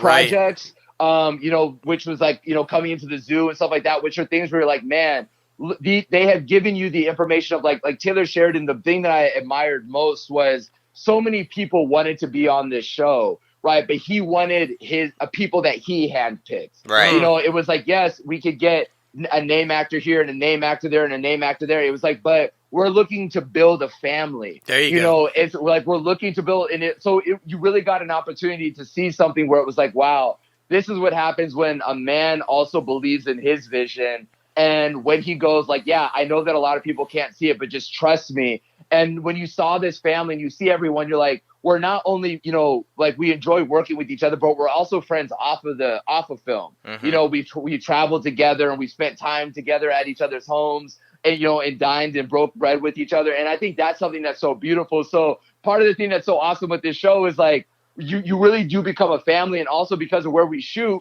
oftentimes we're shooting in the middle of nowhere. So there is no, like, we are each other's family. So Right. we are sitting around the campfires and you're doing that. And I think that really is a testimony to the great work that Taylor has done by kind of bringing these people together. But then because of that, the audience also kind of gets a much more emotional and in-depth kind of feeling from these actors as well, because we can kind of naturally know what kind of makes each other tick. And that's also like a really, really awesome thing. Yeah, and I mean, I saw you say in another interview that everybody was so personable, and even when, like, it was before the first episode shot, Kevin Costner came in and was like, hey, I'm nervous too, guys. We just all need to lean on each other and support each other through the process. Like, I mean, you just don't expect to hear that. Yeah. And it's like, whether or not he was actually nervous, it didn't matter, because it was like, dang, you know what I mean? But it's just like, if you're, when you're in the NFL, your most important thing is like your quarterback, right? Right. Like, you want to have a good coach or good offensive coordinator, but a quarterback who's not afraid, but who also was like, don't worry, I got this. Yeah. And I think that really was something that was so awesome, because I had the opportunity to really kind of sit under them, especially for seasons 1 and 2, and really learn and grow. And instead of looking at like, oh, well, I wish I was doing this type of scene, I wish I was doing that. And of course, as artists, you're like, you want to do everything. Sure. But you also have to understand, like, this is also an opportunity for you to take and learn. Exactly. And to really feel and to really grab this soil and start taking the soil and put it in your bag, and then take that with you and then plant your own seeds in that soil. Yes. And that's really what it was. And so then when season 3 came on, and I got tremendously blessed with being up to series regular, which again is kind of like, again, every actor, especially when you go into television, we're just like, well, this is the goal. Like, Right. that's the goal, that's is it. like to be able, to do that. And again, it was something that was like, I would never want to be a series regular on another show, and to do it as like, to be my first series regular on a show like this was such an amazing thing, because it's such an awesome thing to be able to talk to other actors, to where it's like, look, you never know what your job is going to be. It's like, your job is not to worry about how long it's going to be. Just worry about doing the work. Yep. And Exactly. do good work. And if you do good work, it will be seen. No one can suppress talent, and talent will always be able to be shown. And it's about you just getting in there and doing what is authentic and real to you. Don't try to go in and fit this kind of identity and that type. Just be you. Exactly. Just be you. And if you're you, somebody will see that. And that's the awesome thing that I love about this show, is Taylor's really just said, hey, like, you understand what this character is, just go with it. There you go. There really hasn't been any wrong thing. It's just been like, hey, here's another opportunity. Here's another way to look at it. And I think that's what I love about being on this show so much, is that he's just given everybody the space to fly, but we all are flying in the same direction. And that's what's so awesome about it. Yeah, Definitely. I completely agree, man. And I mean, it wasn't necessarily the easiest filming process, right? You got a little altitude sickness. I mean, trying to push through that, and more power to you for pushing through that as well. It's so funny. I got one of the things I had always had was, like, I had one kryptonite, and it's funny because in 2015 I was getting ready to sign this contract to go on a musical theater tour. Oh wow! And this musical theater tour was it was like, we're gonna be starting in Montana, but I had looked at the elevation in Montana. I was like, the elevation is 5,000 feet, and I know that I get deathly ill after 5,000 feet, and I know this through my entire life. And it was like, and so the last time I had gone at elevation, it was like I ended up in the emergency room. They're like, hey, you can't do this. And so when I got Yellowstone, it was like, oh, this is amazing. You're going to be in Utah. And I was like, okay, hold on. All right. And it was like, but don't worry. It's like, it's going to be cool. We're going to do this cowboy camp, and everyone's going to be together. And I was like, oh, that's super dope. Where's this cowboy camp? And it's going to be here. And I was like, oh my gosh, it's going to be at 8,000 feet, 9,000 feet. And I was like, but it was like, okay, you can't say no. Right, exactly. You can't turn that down, this experience. And so I done every training. I bought the oxygen mask to train at altitude. I was playing basketball, with my oxygen mask on. I was just really, and it just didn't matter. Like, it was just like, it just, and so I got there and I was like, man, like, I'm gonna be deathly ill, and I'm gonna push through as long as I can. Hopefully Taylor doesn't think that I can't make it. Right, that's it. I can't. Like, I promise you I can. And it was such a humbling thing, because it sucked, because it was like the first time that you're meeting all these other men, all these other actors, and here you are, like, just throwing up the entire time and laying in your tent. Like, I'm sorry, I'm sorry. It's like I'm really not like. It's really funny, because the first time I met Cole Hauser, it was like he had come a day afterwards, and I had already been sick. And he just sees me, and he, like, throws me a pack of vitamin C and just kind of, like, hits you on the chest. And I was like, you'll be okay. And I'm like, I don't think you understand. I'm going to die. Yeah, you don't understand. But it's been a fun story, and it's been something to where, like, you adapt and you really kind of learn how to work through it. And now we're blessed now. Like, we're shooting completely in Montana for season 4. So I no longer have to deal with the altitude. Thank goodness. Even Thank though it's goodness. beautiful. It's beautiful there, but that's the one thing I'll say, that I do not miss shooting at 8,000 feet. I bet. I got a question about Kevin Costner, because I hear that he's a very actor-friendly director. He's obviously a phenomenal director as well. Do you see that on set, even though he's in front of the camera? Does he lend a lot of wisdom to shots, or kind of like he wants to hold on to the director reign a little bit? I think what's interesting is, as far as, I know for me, like, one of the great things is, he is the type of actor still to this day, to where it's like, even when you're saying, like, okay, cut, we're turning around, or we're going to move scenes, oftentimes us as actors, like, we go and meander, we either go back to our phones and we sit down, but he kind of likes to sit and see how things are set up, and I remember one time, and I tell this story often, because it was something that has really impacted me as a director and as an artist, even more so. It was like, the one great thing about Taylor is, like, we often shoot with 3 cameras, right? To kind of get these giant, like, like giant landscaping shots and just doing it all in one thing, which is awesome. It makes just like kind of great continuity to cut to. Absolutely.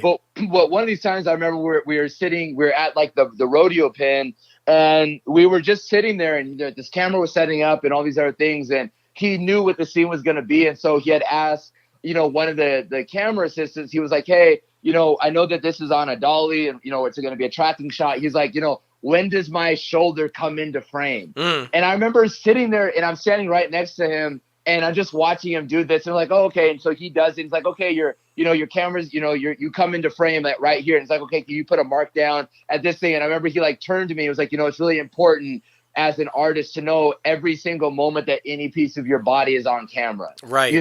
And it just, again, it was something to where it was like, it's nothing that is going to blow anyone's mind, but as an artist and as somebody that like it enjoys the artistic aspect of film and camera work, it's such an important detail. And I think that's like, it's always about the details, right? To parlay it to people that love sports, people love the Peyton Mannings and the Tom Brady's because you could read all the defenses. Yes, there's nothing you've never seen, right? And so being able to get up there, and so they sit there and they spend hours and hours and hours film footage. It's not necessarily about their athletic ability, because it was like, if I can outsmart you, I will always win. Right. And I think that one of the things that Kevin has really displayed was the ability to kind of just understand. He just wants to know where the cameras are going to be, and when you understand where the cameras are going to be, how you're going to play. And, like we say this thing, it's like, you save it for the close up. So it's like, how much you need to give. And for me as an actor early on, you're just like, give everything all the time. It's like, bro, we're not even saying it.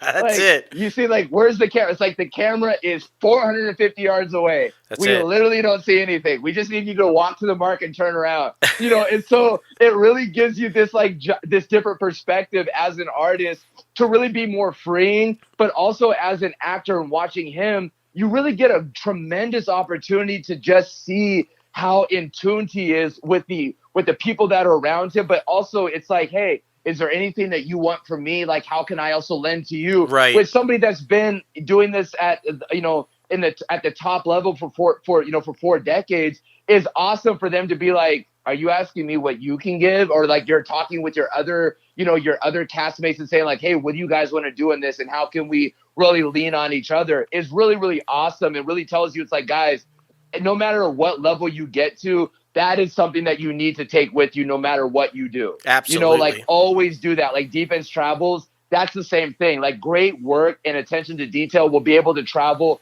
to no matter what climate and to no matter what job you go into. Well, and it kind of falls into the entire theme of this interview with educate yourself, education, educate, because when you have the opportunity to learn from somebody like that, especially with somebody like yourself who has aspirations to, like you say, go further and direct and do your own stuff, what better way to educate yourself than to pay attention to detail from somebody who, like you said, has been doing it for 4 decades, right? And then to be able to do it with somebody like Taylor Sheridan, who's done, his work that he's done with Zakaria and Hell or High Water. Absolutely. Like you're looking at all of these Wind Rivers, you're looking at all these great things, and you're seeing him really show a landscape. And I think in film, one of the great things about Yellowstone is just the landscape. You get to see something where you're not constantly boxed into a room, and into a kind of controlled environment.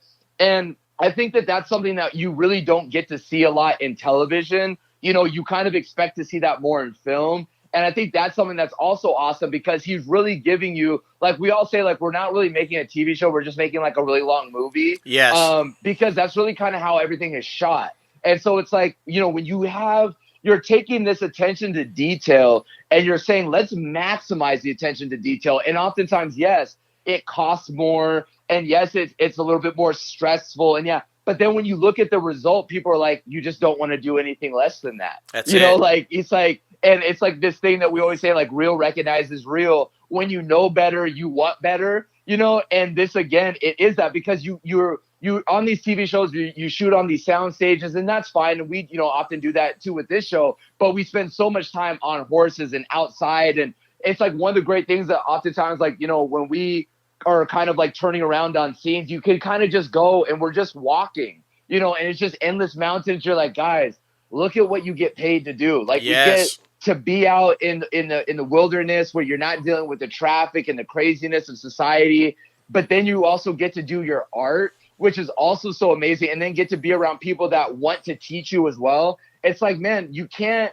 You're there's so many other things. Like as an actor, anybody that's listening to this, or as a writer, anything that you get, don't take it for why you're there. Take it from what you can get from that job. It's far more than just the paycheck. It's if you can really just sit and pay attention and just take in what you can get poured on, and what could get poured into you is priceless. And that in and of itself will generate generational wealth, generational income, because it's something that you will be able to take in any type of medium you decide to go into.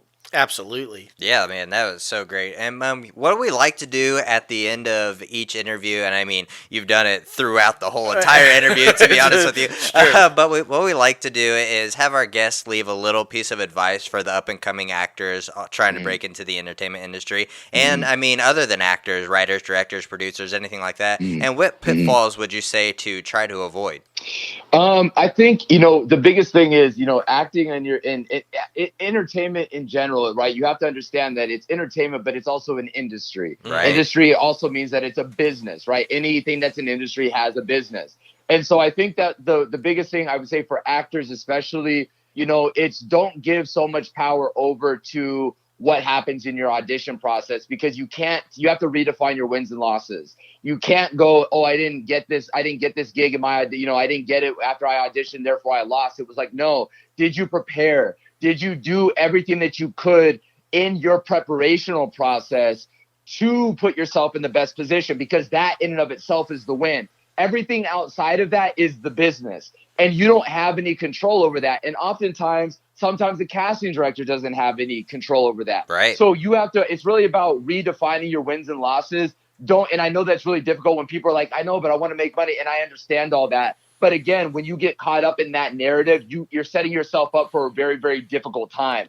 I would say redefine what your wins and losses are, and then also understand that the more information that you can pour into yourself, and the more that you can have an understanding about why you want to be in the entertainment industry and what you're willing to kind of how long you're willing to do it, because it's an investment, and anything that you invest into, you will eventually get a 100% return on that investment, but you have to be willing to invest in it.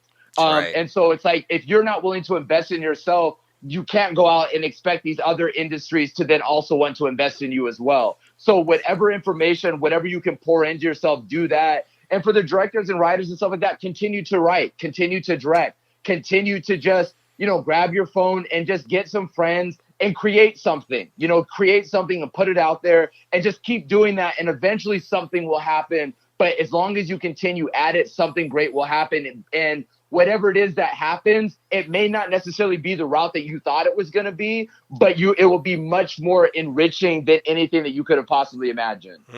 I love that, man. Me too. You're so inspirational, dude. This freaking interview is going to help so many people out. I'm going to just play this thing on a loop. I mean, seriously, we should mention he's written a motivational book, or a self-help book. So I mean, that was obvious that was right? coming, right? And you work with numerous charities. We should mention that as well, and just the human trafficking and so many different things. But Logan nailed it, man. From the first 5 minutes into this interview to the end of this interview, you have been nonstop inspirational, my friend. This is a phenomenal interview, and the conversation that you started at the beginning, the wealth of knowledge about the industry and the acting and the entertainment at the end of the interview, it's just been amazing, man. Well, thank you. And, of course, it's always important, to, awareness and all these other things, like, child sex trafficking. That's obviously a big thing, that I'm about. But there's tremendous organizations like Operation Underground Railroad, which I would just say, just go to their website. You can find in more information, really, kind of just dig more. But, information is important. And, that's, again, the kind of the theme of this has been about education. I think that it's like, we really just, there's so many things that are out there in the world that I think that the more information that you have, the better of a person you become, and the less emotional about things that you I think that it's so easy to fall victim to everything. And when you allow yourself to understand that you're not a victim, that you're a person that can be in a position to actually change and affect something, I think that is really where your true calling becomes, and everything else just becomes a medium and a platform for you to accentuate that on. And so, yeah, everyone can, if people are interested and they like that, yes, my book is, you can go to my Instagram, which is just Denim Richards. And the link is in my bio, and all the proceeds and all that go to these different organizations that I'm working with. And so, yeah, it's been a blessing, guys. I really appreciate you guys taking the time, to speak with me. And I'm so excited to hear this when it comes out, but also, if anybody that, has any questions or anything like that, or wants any follow-ups, you can always message me. I love to be able to engage with all the kings and queens and princes and princesses that are out there that might, need any help getting any more guidance. Definitely. Well, and you mentioned Instagram. Tell everybody where they can find you. It's at Denim Richards on Instagram, and you have Twitter and Facebook also, right? Yeah, everything is at Denim Richards. It's very, very easy. I'll pop up instantaneously, and you'll be able to see the verified thing. And so, it's definitely me. There are a couple of fake Instagram accounts of me out there, but you'll know that my Instagram account when you get to it very, very, very quickly. Especially if you listen to this thing, it won't take you long to be like, no, I'm pretty sure that's him. That's that guy right there. That's him. Yeah, I think it'd be pretty hard to fake you, bro. That's all I'm saying. Nobody can be you. But guys, thank you so much for taking this time. I sincerely appreciate the conversation and the willingness to expound upon all these different topics and covering the waterfront. Man. Anytime that, hopefully, in the future, we can definitely come back on and kind of reach back around and reach back into some of these other things that are more in depth. But I just really appreciate, having me on. I look forward to hearing this when it comes out. Yeah, man, an open invite. Like you said, anytime you want to come back on and have the conversation about anything, bro, absolutely. So inspiring. We'd be happy to have you back on. Agreed. Man, thank you guys so much. Have a great rest of your day. All right, dude. You too now. All right. All right, bye-bye. Man, oh, man. Wow. That was great. This might be the most helpful interview for up-and-comers. And most inspiring. Yeah, I mean, you nailed it, dude. 5 minutes in, I was just like, this guy has got Blown away. Much motivation and so much inspiration. How can you not want to go out and just attack the world after listening to him? Yeah. And he said, I talk a lot. But when you have that much to say and that knowledge, who's going to stop you from talking? Exactly. I mean, it's just amazing, man. So good, so good. Thank you again, Denim Richards, for coming on the show. All right, now it is time for the top 5 segment. Yes. Oh, man, we teased it in the State of the Company address a couple days ago. It is top 5 duet songs. Yes. And like we teased at the beginning of the episode, we have a special surprise for everybody. We didn't tell anybody what was happening, but our forever guest, Rebecca Kennedy, is back on the show. 9 times. 9 times. It's insane. I can't believe it. It's so awesome. You're permanent family now. It's like exactly. We'll be sending you an honorary Crazy Ant shirt here. That's soon. right. That's right. I would love that. I honestly think if anybody has earned it. Yeah, right. She's put up with our craziness literally for 2.5 years. It's like that takes a lot. Exactly. I work really hard. Oh my goodness. Well, I mean, special guests go first. You got this. Absolutely. What's your number 5? So I just want to put this out there. That's not in any kind of order. So I got you. Got you. I just kind of wrote down as I was thinking about stuff. And it's hard. It's hard. It always is. It was, It's always really hard. Okay, so my number 5 is Under Pressure. Ooh. That's a good one. Yes. I'm kind of upset I didn't think of that one myself. Damn it. But yeah, mine's kind of around the same time. My number 5 is Don't Go Breaking My Heart, Elton John and Kiki D. I'm a huge Elton John fan, so I mean, of course I would put this on. And just recently watching Rocket Man, seeing that whole interaction, I loved it. Of course. Yeah. And so I had to divert because I too am a huge Elton John fan, and that was definitely going to be on my list, but I had to sway. So my number 5, because I'm a huge Fleetwood Mac fan and a Stevie Nicks fan and a Heartbreakers fan, so I went with Stop Dragging My Heart Around with Tom Petty and Stevie Nicks. Oh. I gotta say, I've never heard this song. At least not that. Yes, you have. I don't know. Yes, you have. Don't even pull that card. You know you have. I'm not going to sing it. It's like, stop. You should sing it. You've heard it. I mean, Come on, after Tom Petty died, they played it like every day. I mean, come on. you know. Rebecca, you've heard Now- it, right? You've heard it. Yeah. Yeah, Now okay. you'll have to sing it. Yeah, exactly. That's what I'm saying, Rebecca. That is what I'm saying. I'm no Stevie Nicks or Tom Petty, so we're just going to leave that alone. All right, Rebecca, what you got for your fourth selection? So I have Empire State of Mind. That's a really good one, especially every time Yeah. we go to New York City. Like, that's, of course, We're like, blasting the that. one that when you're driving right in, like, So true. oh, my have goodness. to. I love Yeah. that. I Yeah. love that. I love New York, so it works out. Yes. And it's such a perfect like moniker and like a tribute song to New York. Like it's so perfect. I just love it. Yeah. It's so good. So good. Facts. My number 4, getting a little country twangy. 60s, 50s, I don't even know when it was because I wasn't around. I'm talking about Jackson by Johnny Cash and June Carter. Yes. I think this Wow. song, yeah, going back. I didn't even know about these two until Walk the Line. I'll admit it. I'm a youngin'. We all know. But after watching this song, or after watching the movie, and then hearing Joaquin Phoenix and Reese Witherspoon perform the song and interpret Johnny Cash and June Carter, you could just tell like the love that was between them and the chemistry and everything. So, okay, so then the question is your pick the Joaquin Reese version or the original version? No, it's the original version. Okay, Johnny and June. All right, Yeah. all right. I mean, 'Cause- I've watched the videos of this song on YouTube now, and Right. you can see the chemistry. There you go. Because they did do their own singing in that movie, so It's you know, true. It's a valid point. Gotta ask. All right. Yeah. My number 4 requires you to put your little hand in mine. I've Got You, Babe by Sonny and Cher. I mean, come on. yeah. Can you have a duet list without this one? Like, if you don't sing this, if like your karaoke is a duet challenge and you don't have I've Got You, Babe, something's wrong. I agree. I mean, it's like one of the most corny yet epic love songs of all time. I think duet. Yeah, But- that one I know. My mother was a huge Cher fan, so that one I know. There you go. All right. Like I don't have it on my list, but it is a good one. It is. Yeah. All right. Good deal. So, wow, this is getting like we're covering all kinds of decades here. Number 3, Rebecca, what you got?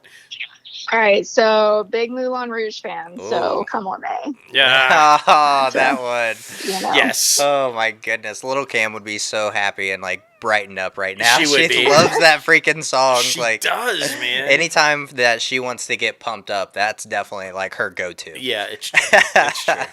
But my That's a good number 3, I mean, just recently came out the past couple of years, and it's from a film. At least this film adaptation. There's like 40 of these films, but Shallow: A Star Is Born. Yes. Lady Gaga and Bradley Cooper.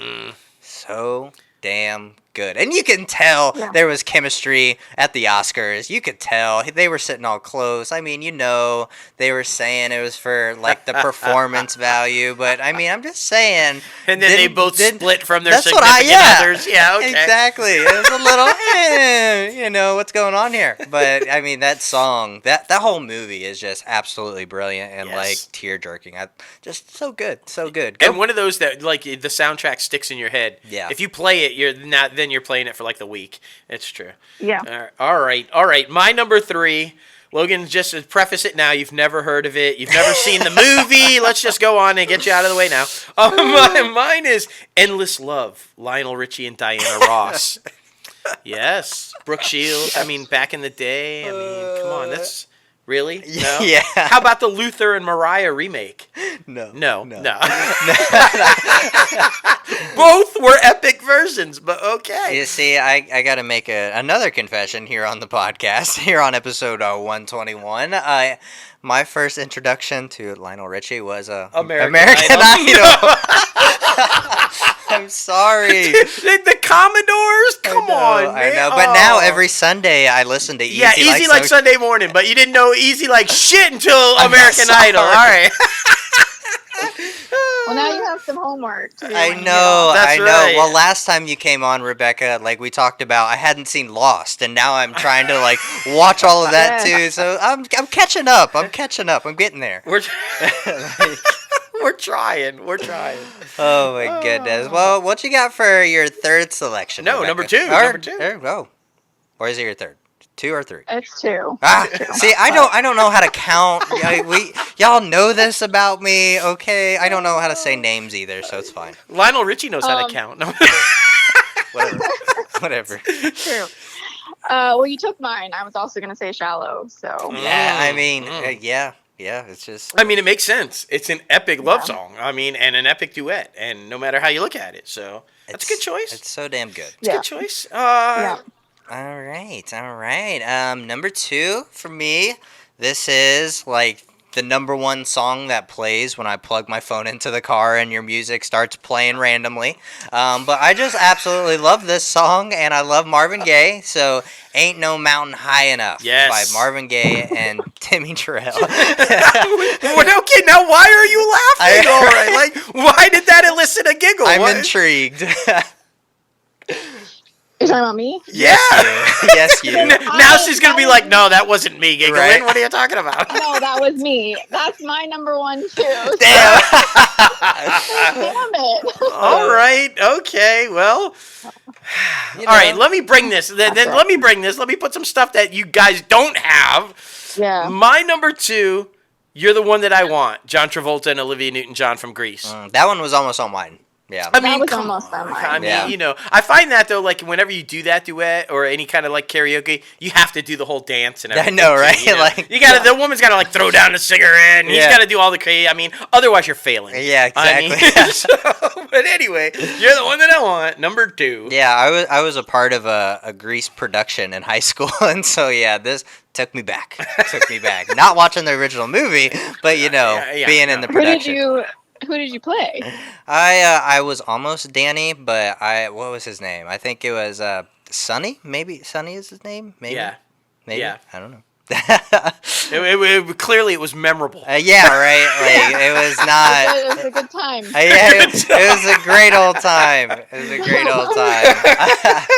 It was so important in my life. I don't know who I played. Whatever. You don't remember anything. I don't. It's okay. I do remember my first though. I was Peter Pan. Oh yeah. Yeah, my first stage production was I was in tights and I had the little hat. And it was I great, wish yeah. there was a video of that. Yeah, it's fortunate for me there was no video cameras back then, or no phones, you know. So it's good. You know, the invention of film wasn't made yet, so it's all good. Film was around. Rebecca, what was your first stage production? So the very first one was in elementary school. I did a modern version of Cinderella. There you go. I like that. They wrote like a script, like it wasn't your average one, and I played the fairy godmother. There you go. That's There you go. badass. Yeah. I was about to say you don't remember either. No, I should preface my Peter Pan was elementary school too, because in high school I was on the football team. I'm not putting on green tights. Oh, you should. And my Peter Pan I would have never gone back into the locker room. Like no. Peter Pan was elementary school. I mean, you That saw. was my first like introduction to acting. Yep. That's great though. That's a story to tell right there. But I Absolutely. mean, everybody saw a game plan with the Dwayne the Rock Johnson. I mean, he was a Yeah. football player and he also did ballet in that film. So even if the Rock can do it, you can do it, bro. It's fine. No? Okay. No. Good talk. No. I'm not the Rock. Not the Rock. It's okay. Where are we? We're number 1. Number 1. Well, we Rebecca. already know Rebecca's number 1. That's It was right. Ain't No Mountain High Enough. That's right. I'm sorry. I do have a quick story on. Go that for one. it. Go for it. So in college, our freshman year, kind of, or you know how you have the orientation week, Mhm. Yeah. and I can't remember like all of the details, but for some reason they put us, or like why we had to do this, but they put us in like groups, like random groups. So I was with people I didn't, necessarily know. Or Right. anything. I mean, I didn't know anybody because it was freshman year, but it wasn't theater people. It was just like random groups. Mm. And we had to pick a song and basically lip sync to it and like do a whole choreography. Like, I don't know why. Oh, wow. I can't remember why they made us do this.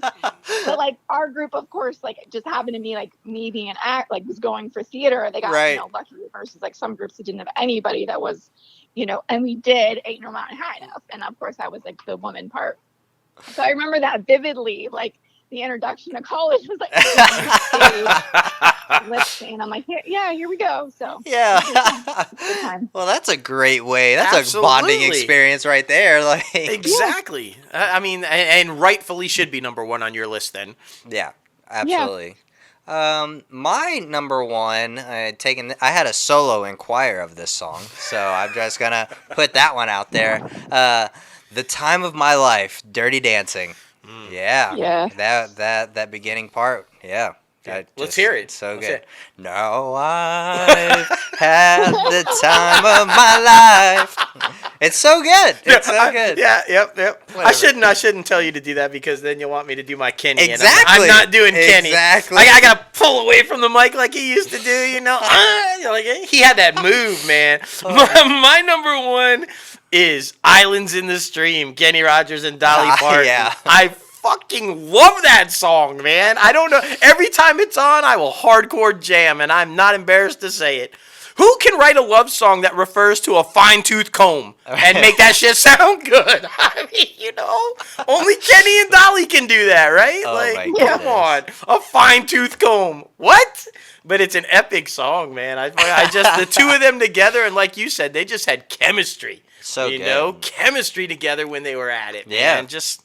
Yeah. It's so good. I find myself going back to that one when he died a couple months ago, and I was just like, yeah. let's play some Kenny. Yeah. And you a Kenny fan. You're Oh, a yeah. Gambler, man. Gambler. So, yeah. It's so good. All right. It's so good. But I mean, of course, to have you on because we can further talk about it now, Rebecca. We had some guesstimations the last time you were on about what was going to happen in your episode of Station 19, and holy shit! Yes. Yeah. That was crazy. I was not expecting you to get hit by a car. No. No. And not just hit, man. You went flying. Like, that shit was like, what? Yeah. Oh, my gosh. Yeah. You're just like, yeah. That happened. Yeah, I mean, that was intense, though. What does it say that you, like, play such a good psychopath? Like, I mean, that was, like, really good. Like, Thank you. yeah. You know. You're, like, the sweetest person we know. But those eyes in that scene, you're like, don't mess with her. Like, I know. It was funny. The first day we did just the stuff that was like in the first part of when I get in and I say drive, just that first part. And then the next time I was shooting, we did all of the stuff that was like outside the ambulance and in the ambulance. And so I had worked with Lachlan, but I hadn't worked with Jason George or Jesse Williams yet, really. I talked to them and met them, but I hadn't worked with them. And then we started doing the scene and we were like in between takes and Jason was like, "Oh my God, you're terrifying." Perfect. And I was like, "Well, thanks." But yeah, reading the script, it said she got hit and I was like, okay, like I die, of course, again. Again, but then watching the stunt woman do the stunt was incredible. Like it's seamless. Like I grabbed the footage for my reel and like my friend was like slow mowing because it's me running and then she takes over when the flying starts on me. Yeah. And we like slow mode it and it's like they did such an amazing job. It's seamless between her and me. Like you cannot see the switch at all. Yeah, like, really I mean, I believe that because we both kind of were like, we were texting back and forth watching it, and we were both kind of like, did Rebecca do her own stunt? Right. Did she just get hit? Like, she is up in the game. Like, I mean, it was seamless, and it was like an oh shit moment. We were like, what? But I mean, that's good to hear. I mean, it just shows that like freaking Shondaland has their shit together. Yeah, man. I mean, and kudos to the editors.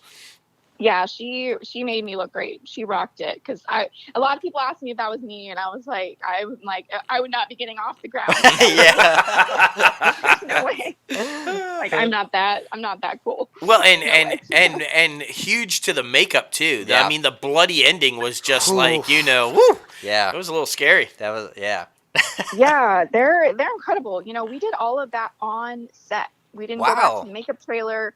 They just had me sit down in a chair while they were getting stuff ready, and they did it all right there. And they have this Damn. stuff that's like gravel that goes underneath, and then I would lay down and they just poured the blood. Like they just did a fantastic Oh. job, making me look like I had really been run over or hit. Yeah, hit, well, it severely. worked because you looked rough, and Yeah. it was good. You Yeah. looked rough. It was so great though. It was. You were the best looking horrible person we've ever seen. It was great. Thank you.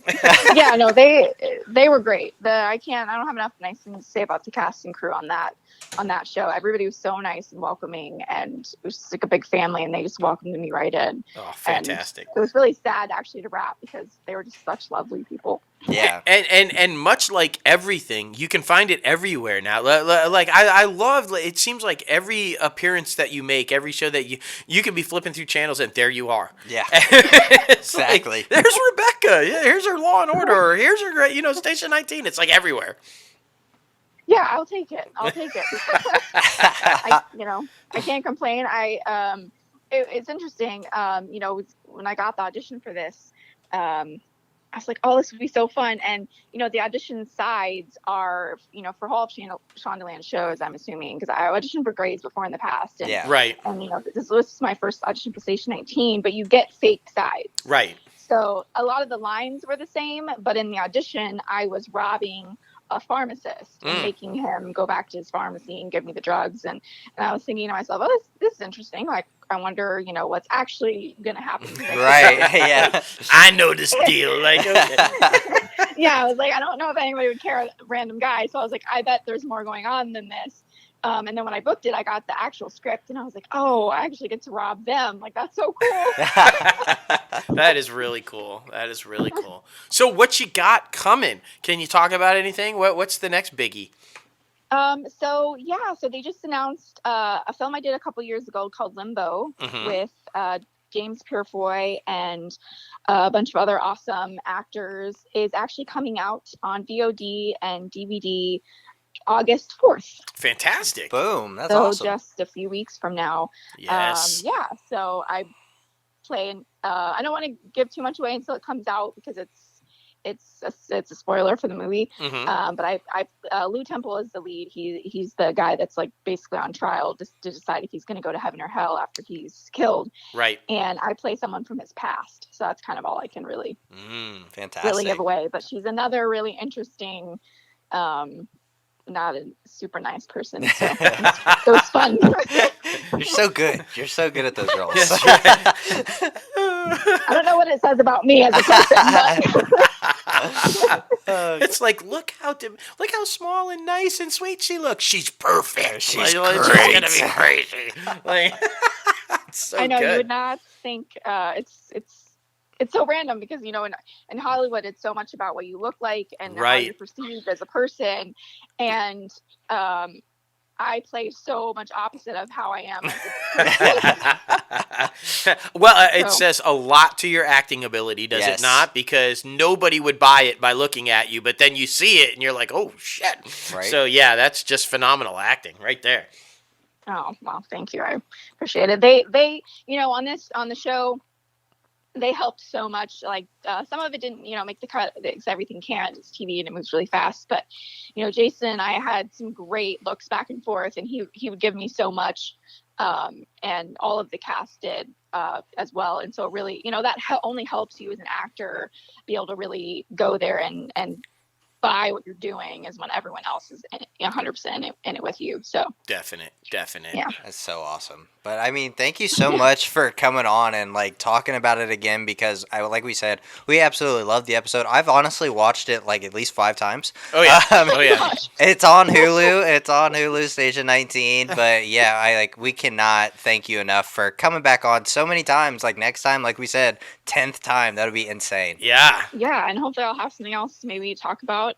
We'll see with the industry how it's going. Right. Nobody knows. Here, but Nobody knows. It's true. Yeah, nobody It's knows. true. And we're going to have you back on for now. I can't tell. We keep getting hammered with when are they doing another book club. Right? Like, People still talk about that. And it's like, okay, we're getting back on for more books. Yeah, that would be great because I'm on my like 24th book this year. oh shit. Fantastic, man. All right, we're going to have to get that talk going. About some more books that I've read. Yeah, definitely would be great. Perfect. Well, listen, thanks for taking a little bit of time out of your Friday going into the weekend to get crazy with us as always. And yeah, thank you. Say hello to the hubby and tell him we said hello and wish him well. And you guys have a fantastic weekend, and we will be in touch soon.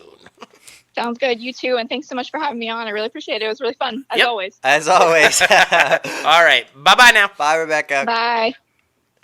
So great, man. So great. She's always so Every fun. single time. Yeah, she's just like one of the nicest people we've ever talked to on the Definitely. podcast or in person. Like, she's just a blast, She guys. is. So, I mean, be sure to watch Station 19 and be sure to follow her on all social media platforms. Yes. She's epic. Now it is time for the box office recap. And guess what, guys? We're in a galaxy far, far away because number one was Empire Strikes Back. What? Yes. Yeah. Star Wars. I mean, we announced a couple weeks ago that they're going to be releasing old classics, old huge blockbusters into the theaters to kind of revamp. And Yep. I mean, it's obviously working because Empire Strikes Back brought in $611,000. I mean, boom, right there. We're getting closer and closer to that million, guys. That's right. That's what I'm excited about. That's right. Number two was Black Panther, Marvel's Black Panther, with $367,000. Number three was Inside Out, which is a children's film. I don't know much about this one. That one pulled in $340,000. And number four was the original Jurassic Park, which was evolutionary. Like, it was insane after this movie was made how it kind of paved the way for different types of filmmaking and like changed the whole like graphics and compared to machinery, and it was just badass. And number five, I'm really glad to see this one on here because it's one of my all-time favorites, The Goonies. The Goonies, Pulled yes. in $213,000. Yes. So the top two, both Disney and came really close, at least combined, to making $1 million at the box office that weekend, right? Yeah. So Disney was happy. Yeah, exactly. Right there, guys. They're right there. But now it is time for the IMDb Pro Top Trending segment. Oh, man, you guys know we love this freaking app. It's what our producer, since we now have a producer for the podcast. Right. Oh, man, I got to give a shout out to our buddy Jason. Freaking helping us out with that. We appreciate you, brother. But yeah, that's what we use to fill up the industry news. And of course, you can track us on IMDb Pro. You can track ourselves, the projects, the company, the podcast, see of all the guests that we've had on. It's just an amazing app and especially worth it if you're trying to break into the entertainment industry. Like, it's your one-stop shop, aka the Bible of the Hollywood. It's true. Number for the top trending film, it was Hamilton. Yes. I've literally been playing the soundtrack back and forth like every single day. It's like I said it on Twitter and added Lin-Manuel, but this musical has literally sparked a new inspiration inside of me. Like, it's just so good. It's so freaking good. If you haven't watched it on Disney Plus yet, please do so. Yeah, it lived up to every bit of the hype. That's all I can say. And now I see why tickets were as much as they were, and they were as hard to get as they were. And I mean, this thing is absolutely phenomenal. Yeah, I agree, man. I agree. But Disney was smart. That it was worth every cent Disney paid to get it because it was brilliant. Agreed. And I mean, like, almost 100,000 people just signed up for Disney Plus. So, around that number just for Hamilton. Yeah, just for that weekend. Like, crazy. So good. The top trending TV show is still Dark. Netflix killing it in the television game. We talk about it each and every week, but this one's been up there for like a month, so it's continuing to be successful. So go them. And the top trending star is Alba Baptism. Right? Yeah. Yep. Is this a passing, I believe, or is she alive? He, she, I don't know. Why I don't know who you this refer person to the is. Bible. We're going to refer to the Bible, but yeah. You see, that's just how this works. Yes. I mean, you know, but yeah, I mean, sometimes if a lot of people don't know if you don't have the app. The top trending people can be number one It's true. if the person just passed away, Yep. or something along those lines, or if they just did a big thing. Warrior Nun. Oh yeah, the Netflix series Warrior Nun. Ah, yeah, so yeah. that's what it is. That's what it is. That's an interesting. I keep seeing that come up in my queue, and I'm like, I want to click on it and watch it, and then I'm so like so many other shows, but Warrior Nun begs to be clicked on. Yeah. right. Like Right, that title just like, is holy like, shit. yeah. See how quick that was though? That's how awesome IMDb Pro is. Exactly. Like you get just so boom, good. done. So freaking good. But anyway, guys, thank you so much for getting a little crazy with us on episode 121. We got to thank our forever guest once again, Rebecca Kennedy, for Yes. coming on the show and doing the top 5 with us. We appreciate you so much. And we got to thank our guest for the interview segment this week, Denim Richards, for coming on and just spilling your knowledge, bro. Yes, this man. dude's so educated. Educating, man, bringing that social justice message, bringing that awareness message, and then of course talking about Kevin Costner, Yellowstone, and all that crazy Yeah. stuff. So So good, so good. Be sure to follow him on Twitter and Instagram. I believe they're both just at Denim Richards. Yep, So yep. Very easy to find. Blue check mark. There's some fake ones out there. Just look for the blue check mark. Be sure to follow the company on social media at Crazy Ant Media, and be sure to follow the podcast on social media because that is new, guys. It Calf Podcast. So, and I Yes. mean, it's strictly dedicated to the podcast. This thing has gotten so freaking big. Like we said at the beginning, like it just needs its own social media now. So it makes sense. It makes sense. And I mean, since we're doing so much film and television production stuff, we want to kind of separate the two and promote them on different things. So it's true. it's going to help out a lot. It's going to help out a lot. And be sure to follow our intern, Shelby Armstrong, at Crazy Ant Intern. She has just been rocking and rolling with social media. We have seen a massive uptick since we brought her on board. We talk about it all the time. Any chance we get a chance to, we're talking about it. So we appreciate her. Be sure to follow us both on our social media platforms. Myself at JLoFantastic and Crazy Ant Guy 1970. that's right. And you can subscribe to this podcast anywhere you listen to your podcast. Anchor, Apple Podcasts, Spotify, Google Play Music, iHeartRadio, Podbean, Stitcher, and you can watch this video on YouTube. Be sure to subscribe, ring that bell, and like every single video that That's you right. watch That's right. because, I mean, they're just so great, guys. They're so great. And, of course, visit our website, crazyantmedia.com, where you can start rocking the latest and greatest Crazy Ant Media gear. There's 3 new designs up right now. Get your honorary Crazy Ant shirts and get your other designs right now. They look so freaking good. But I have to say, honestly, the top 5, the 2 guests that we've had on the show this week, Rebecca coming on for the top 5, and then Denim Richards, like, I mean, every time you listen to that interview, it gets you pumped up. It really does. I mean, that's got to be one of the most inspiring, informed, just, out fun. Overall, just like you said, it just gets you pumped up. You can't listen to Exactly. it and not get pumped up. Definitely one of my favorite parts of the show as well. And of course, always, like you said, when Rebecca's on, it's always a fun part of the show. Exactly. And I really like the Netflix stuff. Yeah. I mean, we're huge fans of Ted Sarandos Yeah. and have been, one of the most brilliant guys in the industry. So hearing that promotion and seeing the kind of works that's going on in Netflix and everything, that was fun to talk about too. It's so good, so good. And always something fun to talk about, but sadly didn't have any news for her this week. But the only all that matters, like you said. That's right. Oprah!